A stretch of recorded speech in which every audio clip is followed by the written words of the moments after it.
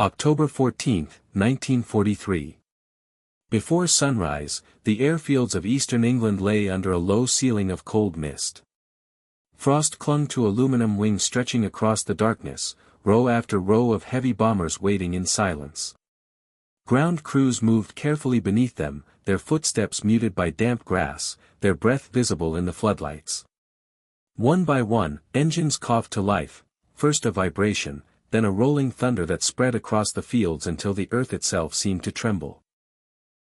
Inside the aircraft, young crews checked instruments with practiced precision. Heated flight suits rustled. Oxygen masks hung ready beside pale faces trying not to calculate odds already whispered across briefing rooms. Many had flown before. Few had flown into what awaited today. Above them, the sky was still empty. Within hours, it would hold nearly 1,000 American bombers moving toward the heart of Germany. Their destination was not a city chosen for terror, but an industry chosen for collapse, factories whose destruction could slow an entire war. As the first B-17 lifted into the gray morning, the mission carried a quiet assumption: if this attack succeeded, modern war itself might change forever. By the autumn of 1943, the Second World War had entered a phase where victories were no longer measured only by captured cities or advancing front lines. The conflict had evolved into something deeper, a contest of production, logistics, and endurance. Nations were no longer fighting only with soldiers. They were fighting with factories. Across the Atlantic, American planners believed the war could be shortened not by invading Europe immediately, but by dismantling the industrial system that allowed Nazi Germany to wage modern mechanized war. Tanks, aircraft, submarines, artillery shells, each depended on an uninterrupted flow of specialized components manufactured far from the battlefield. If those industrial arteries could be severed, German armies might still stand, but they would slowly lose the ability to fight. This belief shaped the doctrine of the United States Army Air Forces. Unlike Britain's Royal Air Force, which increasingly relied on nighttime area bombing to avoid heavy losses, American air commanders insisted that daylight offered precision. They argued that heavily armed bombers flying in tight defensive formations could protect themselves while striking specific industrial targets with accuracy impossible in darkness. The theory appeared logical on paper. The Boeing B-17 Flying Fortress embodied this confidence. Bristling with machine guns and built to absorb punishment, it was designed to survive deep penetration into enemy territory without continuous fighter escort. American strategists believed that overlapping fields of defensive fire from multiple bombers, known as the combat box formation, would create a moving fortress in the sky. Early operations over occupied Europe seemed to support the idea. Missions against targets in France and the Low Countries achieved measurable success, and losses, though serious, remained within acceptable limits. Reports emphasized bomber resilience. Photographs of damaged aircraft returning safely reinforced the belief that formation defense worked. Yet Germany was not static. The Luftwaffe had spent years developing one of the most sophisticated air defense systems in history. Radar stations stretched along the European coastline. Ground controllers tracked incoming formations and directed fighter squadrons with increasing precision. Across the Atlantic, American planners believed the war could be shortened not by invading Europe immediately, but by dismantling the industrial system that allowed Nazi Germany to wage modern mechanized war.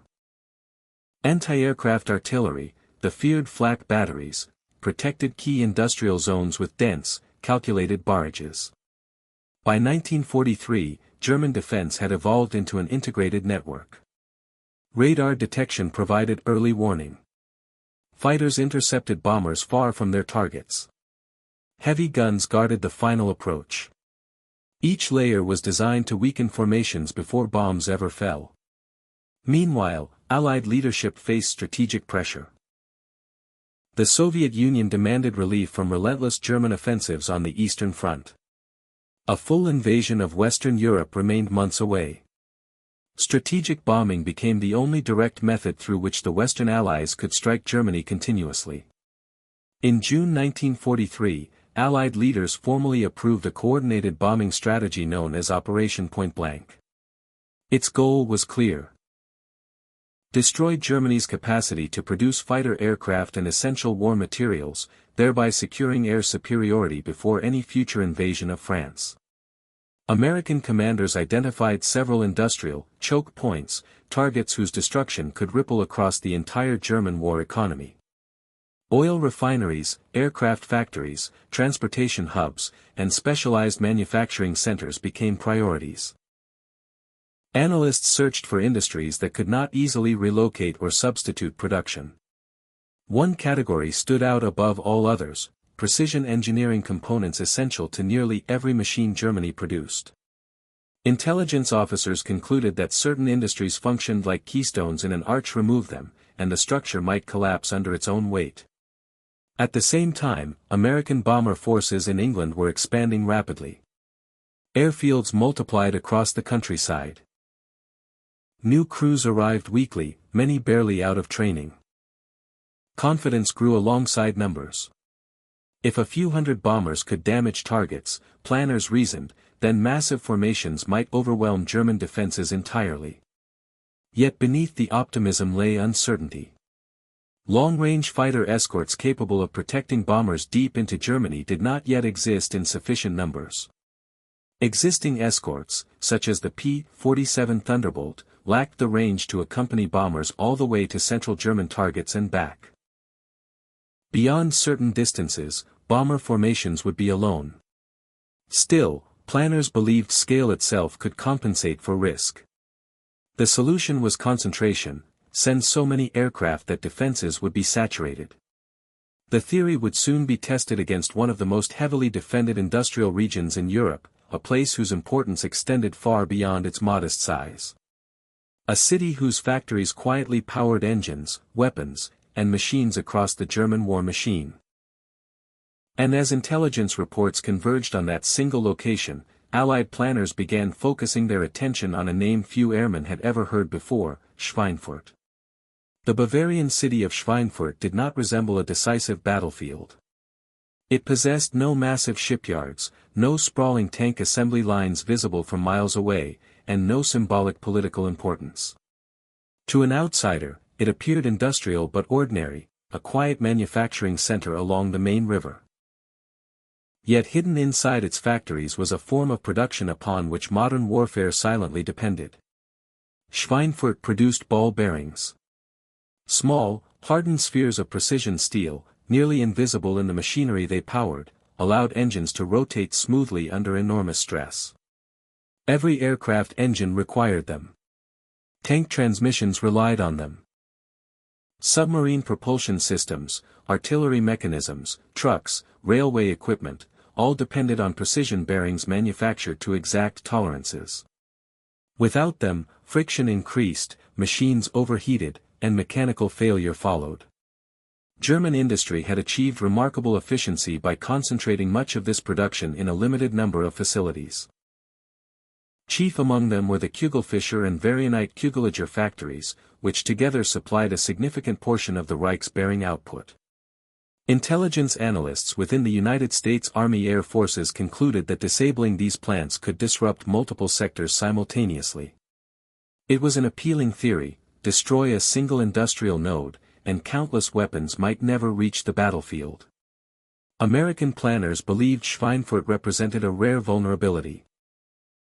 A target whose destruction could not easily be compensated by relocation or rapid reconstruction. Precision manufacturing required specialized tools, skilled labor, and calibrated machinery. Unlike aircraft assembly lines, which Germany had begun dispersing, ball bearing production remained dangerously centralized. The first attempt to strike this vulnerability came on August 17, 1943, during a complex operation combining attacks on Regensburg aircraft factories and Schweinfurt's industrial plants. The mission demonstrated both the promise and the danger of deep daylight bombing. Bombers reached their targets and inflicted real damage.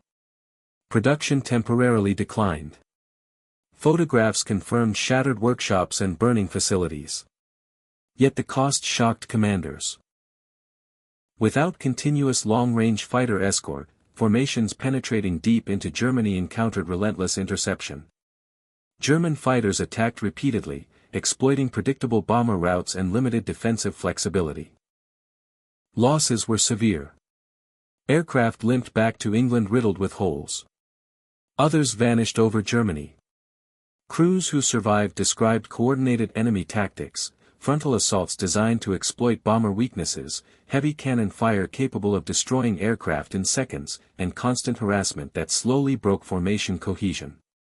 German defenders, meanwhile, studied every engagement carefully. The Luftwaffe adapted quickly. Fighter units reorganized interception patterns.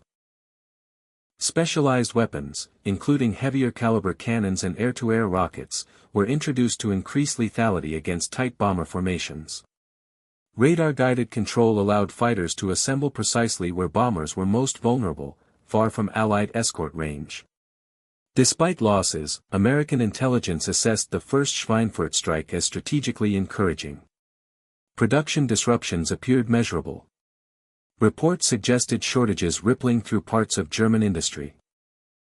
Analysts argued that repeated attacks could compound damage faster than Germany could repair it. This conclusion created momentum toward a second mission. Within Allied command, debate intensified. Some officers warned that unescorted deep penetration missions invited unacceptable casualties. Others insisted that abandoning the strategy would concede initiative and allow German industry time to recover fully. The logic of industrial warfare demanded persistence.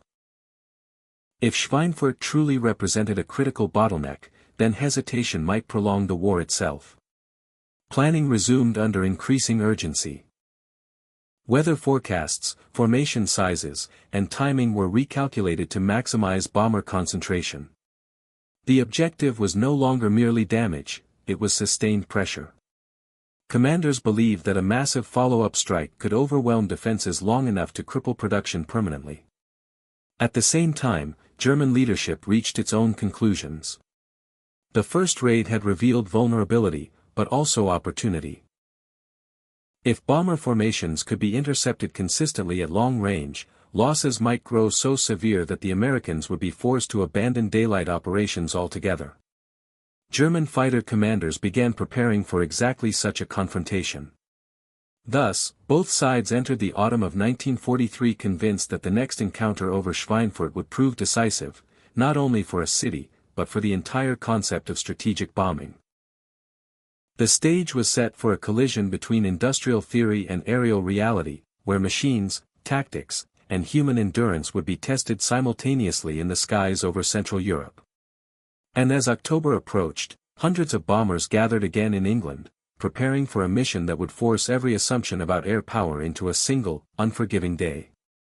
Inside every B-17 flying toward Germany sat a crew of 10 men bound together by procedure, training, and probability.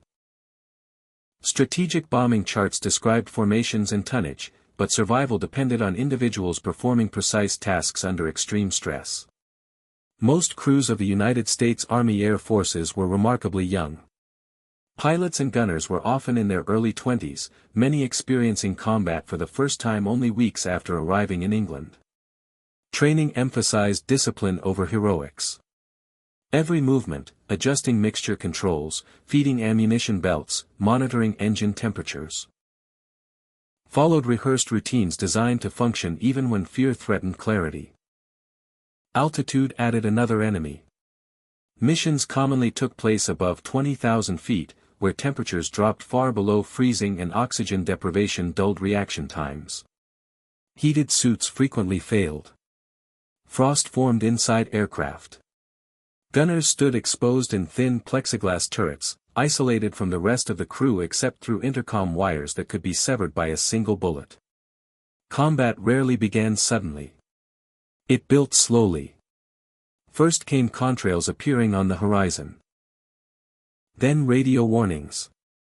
Then distant flashes of anti-aircraft bursts growing closer. Crews understood that once German fighters arrived, attacks could continue for hours without pause. Survival depended not on maneuver, heavy bombers could not evade easily, but on maintaining formation integrity. A lone aircraft became a target. The psychological burden was constant calculation. Airmen tracked fuel consumption, ammunition remaining, damaged systems, and wounded crewmates while maintaining strict formation spacing measured in seconds and yards. Each mission increased experience, but also awareness. Statistics circulated quietly among crews: completing 25 missions, the required tour at the time, remained uncertain for many. By October 1943, airmen sensed that deeper missions into Germany carried risks far beyond earlier operations.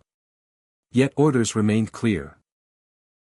The mission demanded persistence, and the crews climbed aboard knowing that individual fear had little place inside collective strategy. American daylight bombing doctrine relied on geometry as much as courage. The combat box formation arranged bombers in staggered tiers, high, low, left, and right, allowing machine guns from multiple aircraft to overlap fields of fire. In theory, any attacking fighter entering range would face concentrated defensive fire from several directions simultaneously. This system transformed individual bombers into components of a larger defensive organism. Pilots were instructed to hold formation even under attack, resisting instinctive evasive maneuvers that could expose neighboring aircraft.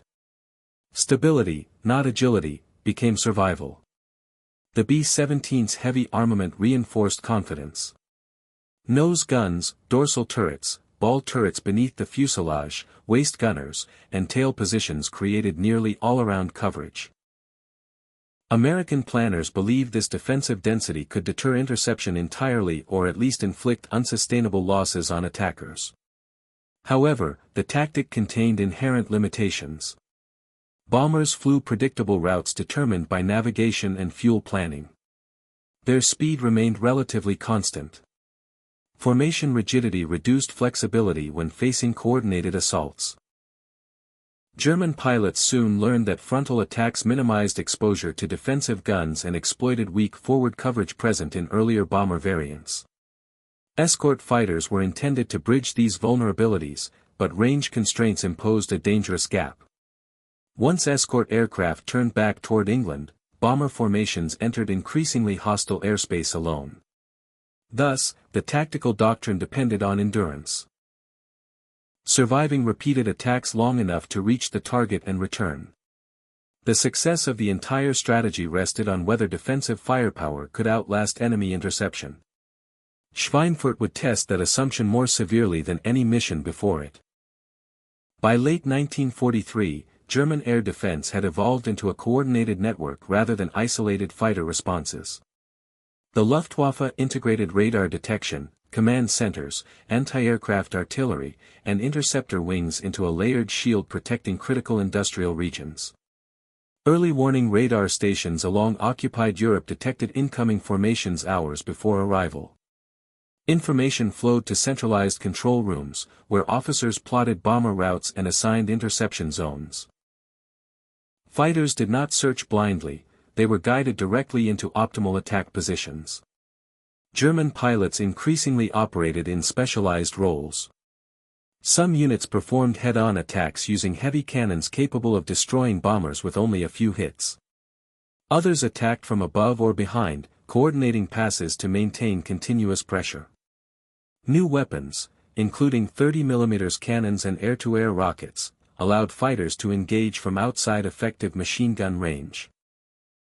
Anti-aircraft artillery completed the defense.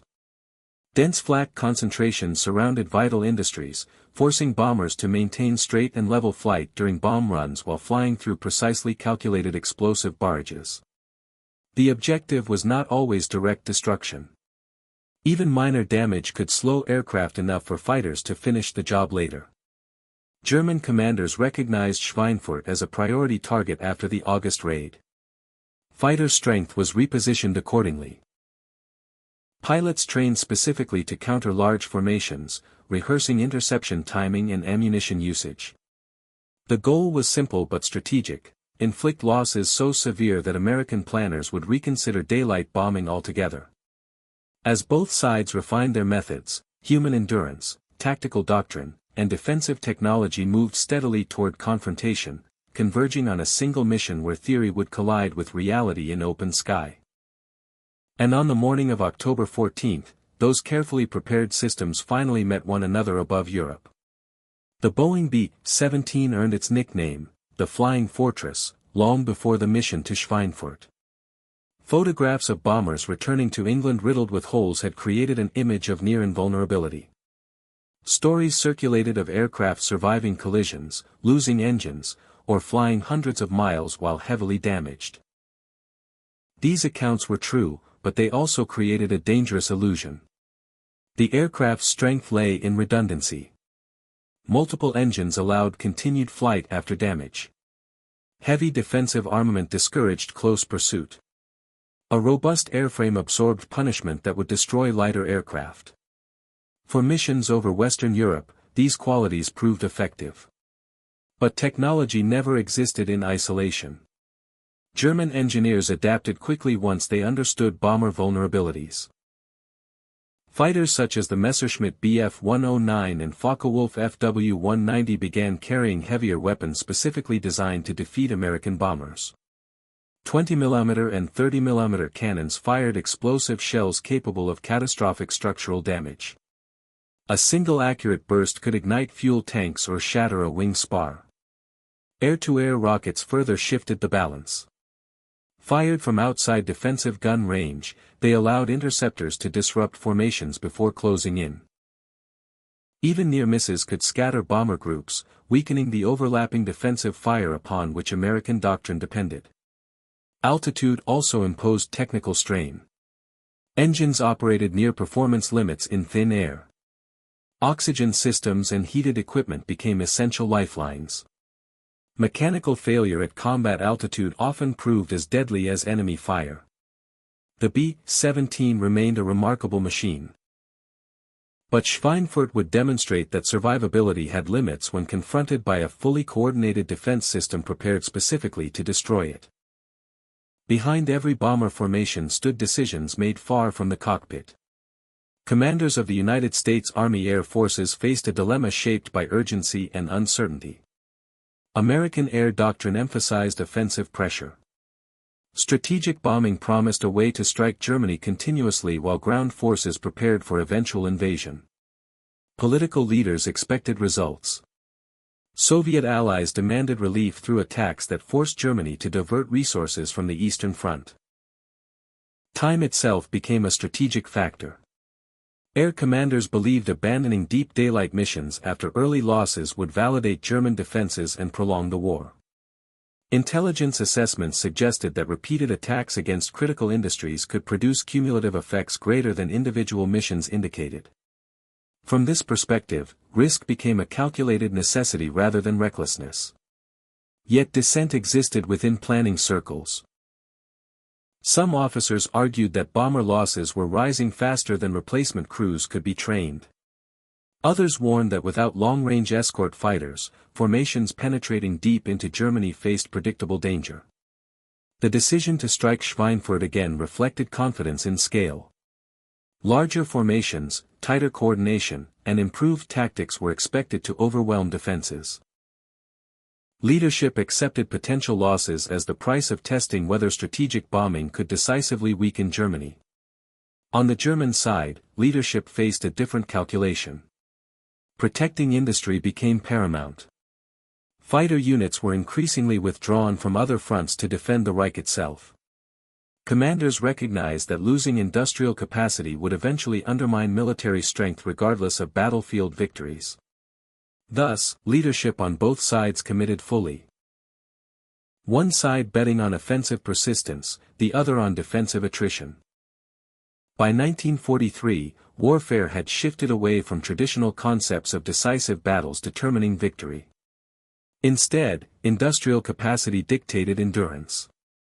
Tanks destroyed at the front could be replaced only if factories continued operating. Aircraft losses mattered less if production exceeded attrition. Schweinfurt represented this transformation perfectly.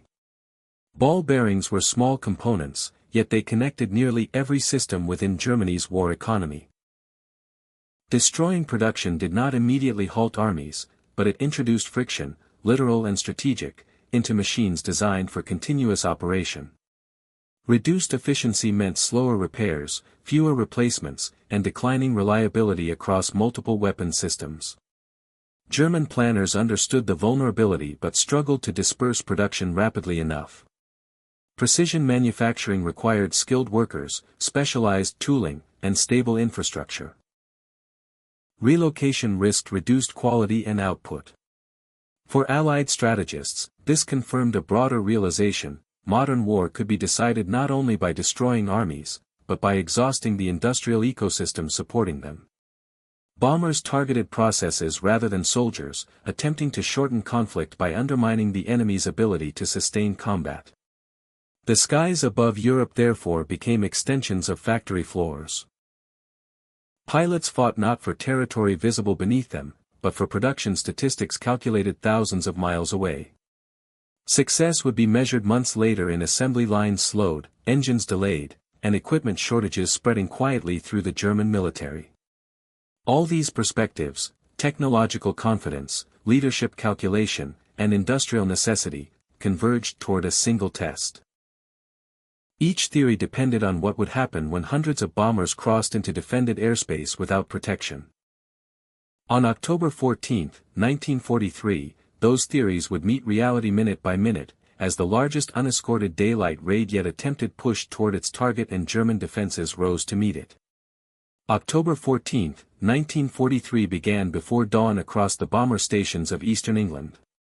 Weather reports arrived first: cold, clear conditions over much of northern Europe.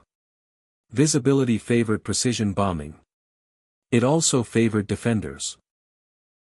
Briefing rooms filled with aircrews wrapped in heavy flight gear, maps pinned beneath red strings tracing a route deep into Germany. When curtains opened to reveal the target name, many recognized it immediately. Schweinfurt again. The implication required no explanation. The previous mission's losses were still fresh in memory. The scale alone signaled determination. Nearly 1,000 aircraft would participate in the broader operation, with hundreds of B-17 bombers assigned to strike industrial targets. Engines roared to life across dozens of airfields as formations assembled slowly in the morning sky. Aircraft circled in widening spirals, joining prearranged groups until the bomber stream stretched across the horizon. Navigation demanded precision long before enemy contact. Formation spacing had to remain exact. Collisions posed as much danger as combat during assembly. Once organized, the bomber force turned southeast, crossing the English coast and heading toward occupied Europe. Escort fighters accompanied them initially, weaving above and around the formations. Their presence offered reassurance, but every crew understood the limitation. Fuel calculations determined how far escorts could travel. Beyond a certain point, the bombers would continue alone. Crossing the North Sea, crews settled into routine. Gunners scanned empty skies. Navigators checked headings against drifting winds. Inside the aircraft, temperatures fell sharply as altitude increased. Oxygen masks became essential. Condensation froze along metal surfaces. Hours of flight lay ahead before reaching the target. The first signs of opposition appeared not as aircraft, but as signals. Radio operators intercepted German transmissions. Intelligence officers had predicted rapid detection, and soon contrails formed in the distance, thin white lines climbing toward the bomber stream. German radar stations had already tracked the incoming formations. Fighter units scrambled from multiple airfields, climbing carefully under ground control direction. Rather than attacking immediately, interceptors assembled ahead of the bomber route, conserving fuel and positioning for coordinated assaults. The initial attacks began over western Germany. Messerschmitt and Focke-Wulf fighters approached head-on, closing speed rapidly. For American gunners, these attacks unfolded in seconds. Enemy aircraft appeared small against the sky, grew instantly larger, fired heavy cannon bursts, and vanished past the formation before defensive guns could track effectively. Explosions rippled through bomber groups. A single accurate hit could shatter a cockpit or ignite an engine. Damaged aircraft struggled to maintain position, and any bomber falling out of formation immediately attracted further attacks. Despite losses, formations held together. Pilots resisted instinct to evade sharply, maintaining the rigid geometry required for mutual defense. Machine guns filled the sky with intersecting streams of fire. Some German fighters fell burning, confirming that defensive fire remained dangerous. Yet attacks did not stop. Instead, they intensified. German controllers rotated fighter groups in waves, ensuring constant pressure. As one unit withdrew to rearm or refuel, another arrived. Rockets streaked toward formations, detonating among tightly packed aircraft. Even near explosions disrupted spacing, forcing crews to correct position while under fire.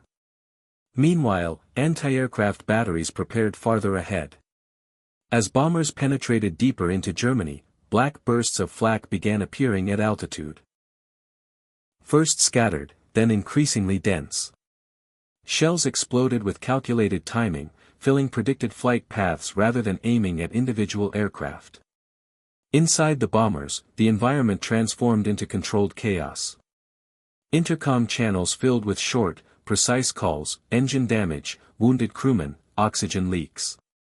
Navigators recalculated headings to compensate for evasive adjustments caused by nearby explosions. Bombardiers prepared equipment hours before reaching the target, knowing the final approach required unwavering stability. Fuel consumption also became a silent concern. Damaged aircraft burned fuel inefficiently. Formation delays extended exposure time.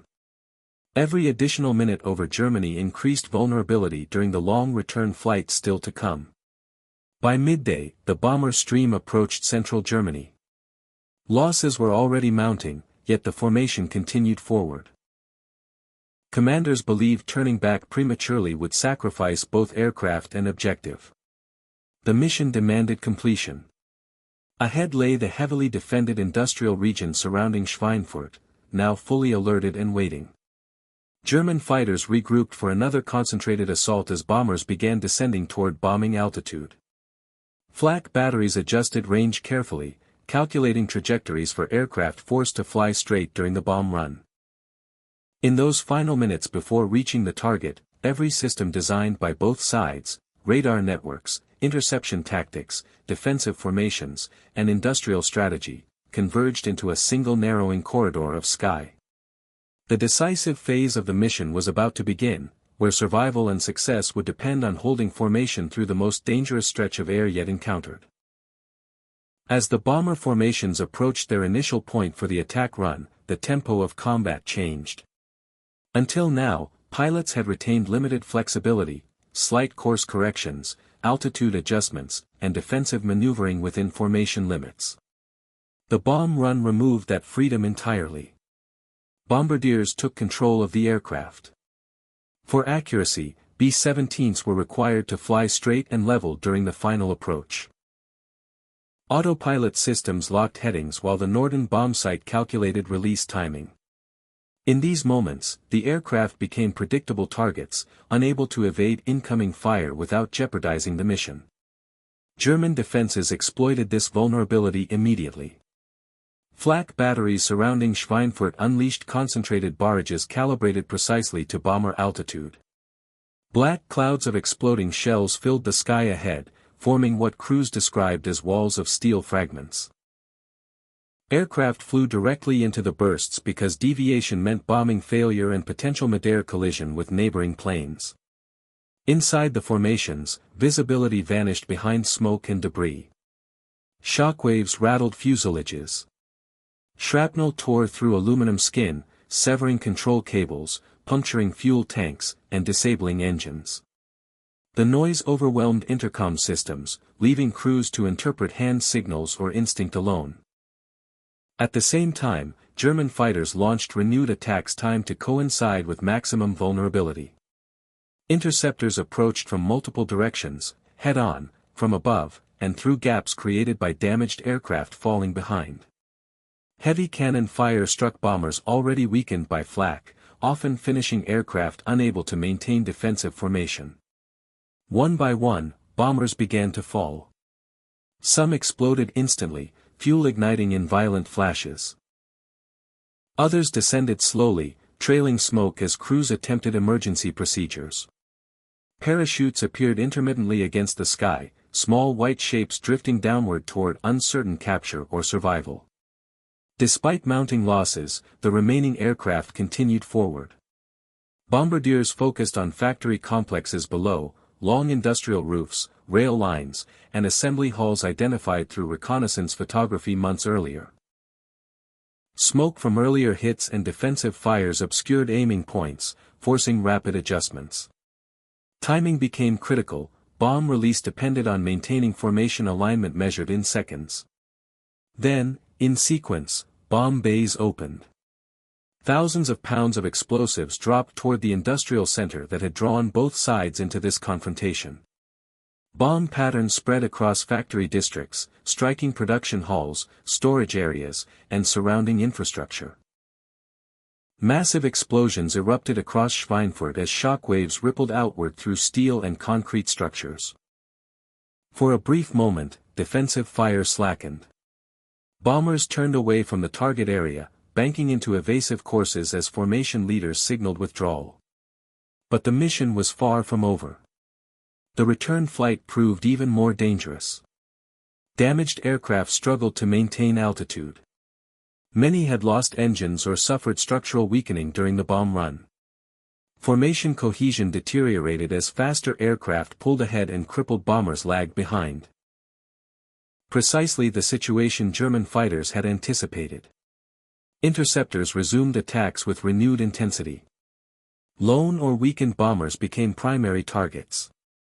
Ammunition supplies inside American aircraft dwindled after hours of continuous defense. Gunners reported empty belts while enemy fighters continued coordinated passes. Fuel shortages compounded the crisis. Aircraft forced to alter course or fly at inefficient power settings faced the risk of failing to reach friendly territory. Some crews calculated distance remaining against declining fuel gauges, aware that survival might depend on reaching the North Sea before engines stopped. Losses accumulated steadily throughout the withdrawal. Burning aircraft marked the route westward. Rescue remained impossible over enemy territory, damaged bombers either continued alone or disappeared. By late afternoon, surviving formations finally approached the limits of German fighter range. Interceptions decreased gradually, replaced once again by empty sky. Escort fighters rejoined portions of the returning force, but for many crews the most dangerous hours had already passed. When the first surviving bombers crossed back over England, ground observers immediately sensed the scale of the cost. Formations returned fragmented, gaps visible where aircraft should have been. Damaged planes landed with shattered noses, missing control surfaces, and wounded crews requiring immediate medical attention. The numbers soon confirmed what eyewitnesses already understood. 60 B-17 bombers had been destroyed during the mission. One of the heaviest losses suffered by American bomber forces in a single day of the war. Hundreds of airmen were killed, wounded, or captured. Entire crews vanished without survivors. Yet reconnaissance photographs revealed extensive destruction within Schweinfurt's industrial facilities. Production buildings lay damaged or burning. Machinery stood exposed beneath collapsed roofs. The objective had been struck. The outcome created a paradox. The mission proved that American bombers could reach and damage Germany's most protected industries. At the same time, it demonstrated that unescorted daylight bombing carried losses approaching unsustainable levels. Both sides studied the results carefully. For German defenders, the battle validated the effectiveness of coordinated air defense. For Allied planners, it forced a confrontation with the limits of existing strategy. In the silence that followed the mission, a realization began forming: victory in industrial war would not belong solely to the side that could strike hardest, but to the one capable of sustaining pressure longer than the enemy could endure. And the consequences of that realization would unfold in the weeks and months that followed. In the days following the October 14, 1943 mission, silence settled over many American airfields in England. Maintenance crews counted empty parking revetments where bombers should have stood. Briefing boards listed aircraft that had not returned. For surviving crews, exhaustion mixed with uncertainty as commanders began assembling reports to understand what had truly been achieved, and what had been lost. Initial assessments focused first on damage inflicted upon Schweinfurt. Reconnaissance aircraft photographed factory complexes repeatedly, capturing images of shattered roofs, burned workshops, and disrupted production lines. Several ball-bearing plants showed clear structural damage. Rail connections and surrounding industrial infrastructure had also suffered. American analysts interpreted the photographs with cautious optimism. Production output appeared temporarily reduced. Intelligence officers predicted shortages spreading through German manufacturing networks in the coming months. The theory of targeting industrial choke points seemed validated, at least partially. Yet deeper analysis revealed a more complicated reality. German industry proved resilient. Emergency repair crews worked continuously, often restoring partial production within weeks rather than months. Machinery was relocated where possible. Stockpiled components buffered immediate shortages. The German war economy, already conditioned by years of bombing, adapted quickly under centralized direction. Still, the raids had forced a critical response. German authorities accelerated efforts to disperse manufacturing and diversify supply chains. Resources were diverted toward protecting industry rather than expanding offensive capability. Fighter units increasingly prioritized homeland defense, tying down aircraft that might otherwise have operated on distant fronts. Within the Luftwaffe, the mission was studied as a defensive success. Reports emphasized the effectiveness of coordinated interception tactics and heavy weapons against bomber formations. Commanders concluded that sustained resistance could impose unacceptable attrition on Allied air forces if deep penetrations continued without escort protection. For American leadership, however, the focus quickly shifted from damage inflicted to losses sustained. 60 B-17 bombers destroyed represented more than aircraft numbers. Each aircraft carried a trained crew of 10 men whose preparation required months of instruction and significant resources. Replacement aircraft could be manufactured rapidly by American industry, but experienced crews could not be replaced at the same pace. The human cost threatened the sustainability of ongoing operations. Statistical analysis revealed troubling patterns. Loss rates approaching or exceeding 20% during deep missions implied that few crews could complete required combat tours.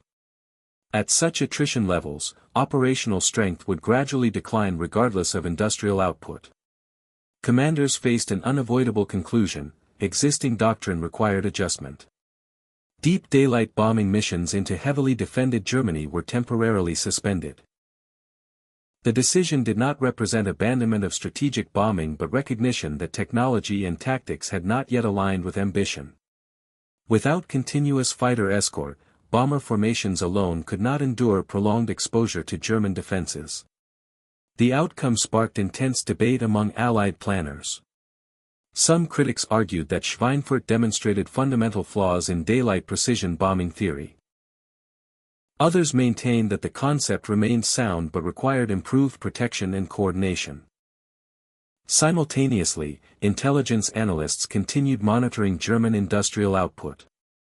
Although production recovered faster than hoped, subtle effects emerged over time.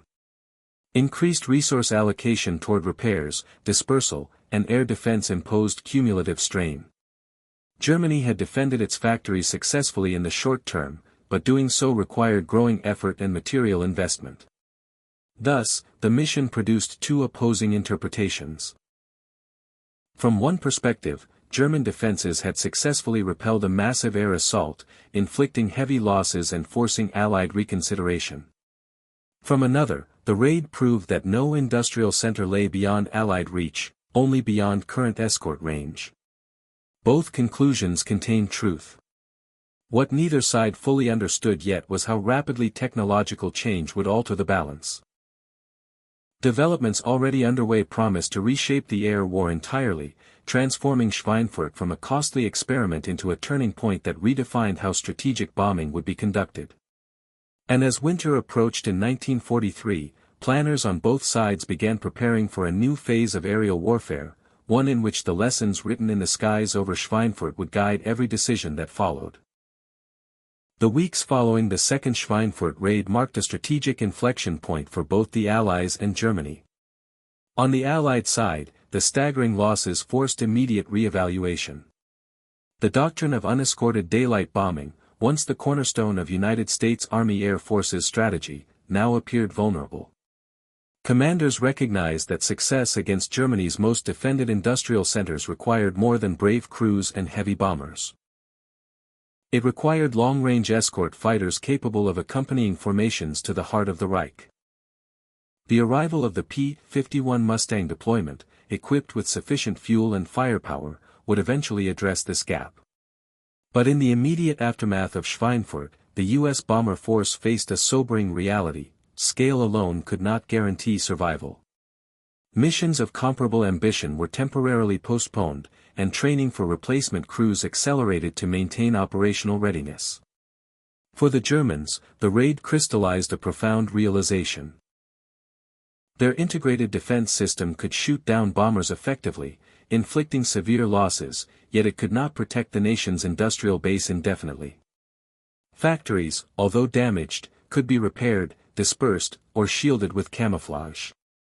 But the continued strain of allocating fighters, flak, and resources to homeland defense increasingly diverted assets from offensive fronts, subtly weakening Germany's broader war effort. Industrial resilience became a battlefield in its own right. Factory managers implemented round-the-clock repairs, improvising production lines where buildings had been destroyed. Stockpiles of components cushioned temporary shortages, and skilled workers, often pressured by the threat of bombings, adapted quickly. Schweinfurt, once an isolated industrial hub, became emblematic of Germany's capacity to endure and adapt, but also of its vulnerability to attritional pressure. Across the Atlantic, American planners refined strategic bombing methodology. Analysis of the mission underscored the importance of precision, timing, formation integrity, and coordination with escort fighters. The next phase of operations would increasingly integrate intelligence on German air defenses with advances in aircraft technology, particularly fighter range and bomb accuracy. Schweinfurt had revealed both the potential and the peril of industrial targeting, and the lesson was unmistakable: to win the air war decisively, the Allies would need to combine tactical innovation with overwhelming logistical support. Politically and psychologically, the raid resonated far beyond the bomber crews and the factories. German propaganda emphasized heroism and resilience, while Allied reporting celebrated the bravery of the airmen. In private, both sides acknowledged the harsh arithmetic of attrition. Each mission was no longer merely a strike on steel and machinery, it was a test of endurance, a measure of industrial and human capacity under relentless pressure. The broader strategic impact became apparent over the following months. While Schweinfurt had not halted production entirely, it imposed cumulative strain on the German war economy. Resources devoted to repairs and defense were resources withdrawn from offensive operations on multiple fronts.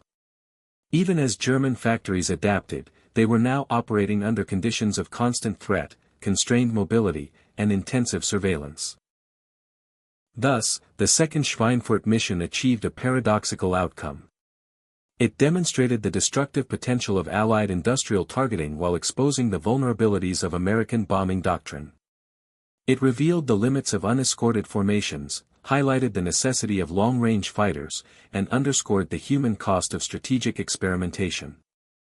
In the skies over Central Europe, theory and reality collided, producing both lessons and losses that would shape the remainder of the air war.